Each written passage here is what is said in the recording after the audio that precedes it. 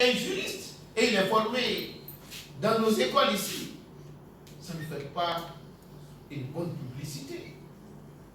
Parce qu'une infraction existe lorsqu'elle a été prévue par la loi. Et c'est cette loi qui déterminera la peine encourue, le tribunal compétent et le moyen de saisir ce tribunal.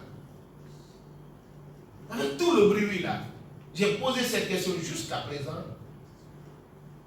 Je n'ai pas de réponse claire. Et je voudrais que les journalistes que vous êtes, vous puissiez poser les mêmes questions. Parce que nos débats à la radio doivent permettre aux Guinéens d'avoir une bonne information qui leur permet de prendre de bonnes décisions. Et aussi de connaître le mécanisme de fonctionnement de ces institutions. Mais si parole contre parole, tout le monde a raison. Lorsque vous dites qu'ils doivent être poursuivis, ils sont ceci et cela, il faut pouvoir prouver à partir des dispositions légales. Je viens de vous le lire. Il n'y a pas de changement de constitution ici. Il n'y a pas affaire de troisième mandat. Et d'ailleurs, dans les débats des fois, je suis dessus. Parce qu'on fait croire que le troisième mandat, c'est le sens interdit, c'est le crime de lèse-majesté, ça ne doit pas exister, c'est contre la démocratie, ça empêche le développement. Je vous dis, ce n'est pas vrai. Renseignez-vous, dès après cette conférence, les pays qui ont l'indice de démocratie les plus élevés au monde, c'est des pays où il n'y a pas de limitation de mandat. Et même les pays que nous copions aujourd'hui pour la limitation de mandat, je prends la France, c'est en 2001 seulement sous Sarkozy qu'on a commencé à limiter le mandat. Et depuis qu'ils ont limité le mandat, aucun président français n'a renouvelé son mandat. Renseignez-vous. Donc ils avaient raison, parce que les gens sont même incapables de renouveler un premier mandat. Mais est-ce que la Guinée, on a quel problème? Moi je pense, avant de prendre toute décision, il est important de faire l'analyse réelle du problème, parce que la loi est faite pour résoudre un problème. Ce n'est pas un simple ornement. Quel est le problème? Nous avons besoin aujourd'hui en Guinée que les citoyens soient capables de désigner librement leurs représentants. C'est ce que nous avons besoin. Moi, je ne pense pas que l'alternance de 5 ans, 10 ans puisse faire progresser le pays. Je ne le crois pas. Et je l'assume. Avec la haine qui s'est instaurée comme système de gestion des partis politiques, avec la volonté de considérer que tout est négatif, tous les actes que le parti politique qui est opposé à vous pose est négatif, lorsque à chaque 10 ans, il y a une alternance, je ne pense pas si le pays peut bouger. Parce que vous avez 5 ans pour règlement de compte, 5 ans pour remplacer tout ce que l'autre a mis en place. Et vous aurez combien de temps pour construire le pays? Moi, je pense que le travail fondamental, c'est d'abord faire en sorte que les Guinéens comprennent que l'opposition, la mouvance, si la loi a créé ces deux entités sont intimement liées. L'une sans l'autre, il n'y a pas de démocratie, il n'y a pas de progrès, il n'y a pas de stabilité. Et pour cela, être opposant, ce n'est pas mauvais en soi. Être de la majorité présidentielle, ce n'est pas mauvais en soi. Dans les deux camps, on peut trouver des bons et des mauvais.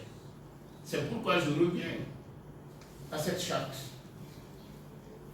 qui a été publiée hier, que je trouve un peu contraire à la volonté affirmée lors de la prise de pouvoir de colonel Doumbouya, lorsqu'il dit qu'il n'y aura pas d'exclusion et que la justice doit être la boussole. À l'intérieur de cette charte, mes frères et sœurs, nous avons des articles qui se contredisent. L'article 9 parle de l'égalité de droit entre tous les citoyens. Ils sont égaux devant la loi. Et devant leurs droits, ils sont tous égaux. Ils sont tous électeurs et éligibles. Et on revient pour dire que au CNT, tout ce qui était dans les institutions dissoutes et les anciens membres du gouvernement ne peuvent faire partie. Est-ce que ces deux individus sont égaux? Je ne pense pas. Alors qu'au fond, si la justice qui est la boussole, on devait laisser la justice écartée. Parce que même en Nuremberg, après la Seconde Guerre mondiale, on n'a pas pris tout ce qui était en Allemagne, tout ce qui ont géré pour les mettre en prison. On a organisé un procès. Il y a des gens qui étaient très proches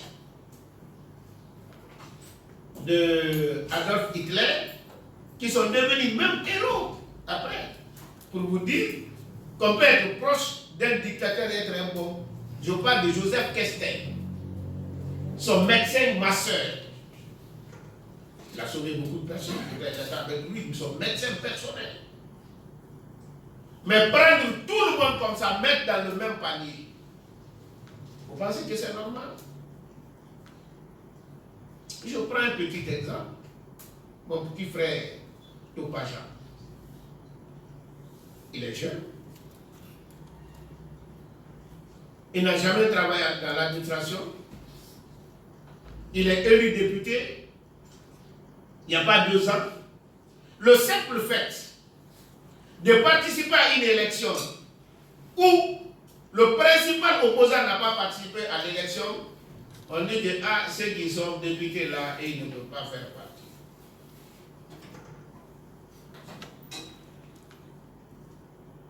Parce que le FNDC qui dit qu'ils ne vont pas faire partie. L'élection présidentielle, si celui-là avait gagné, qu'est-ce qu'ils allaient dire? Parce que ceux qui sont à l'Assemblée ne sont pas tous membres de la mouvance présidentielle. Ils ne sont pas tous favorables ni à la nouvelle constitution, ni au 3e mandat du professeur Alpha Condé. Il y a des gens qui ont dénoncé. Donc le FNDC les poursuit tout simplement parce qu'ils ont participé à une élection où M. Selouda Diallo n'a pas participé. C'est ça la justice. Quand vous prenez la dame qui était présidente, Madame Yansani, elle n'a jamais soutenu la nouvelle constitution, elle n'a pas soutenu le 3e mandat. Mamadou Sylla non plus, et beaucoup d'autres. Je ne pense pas qu'on peut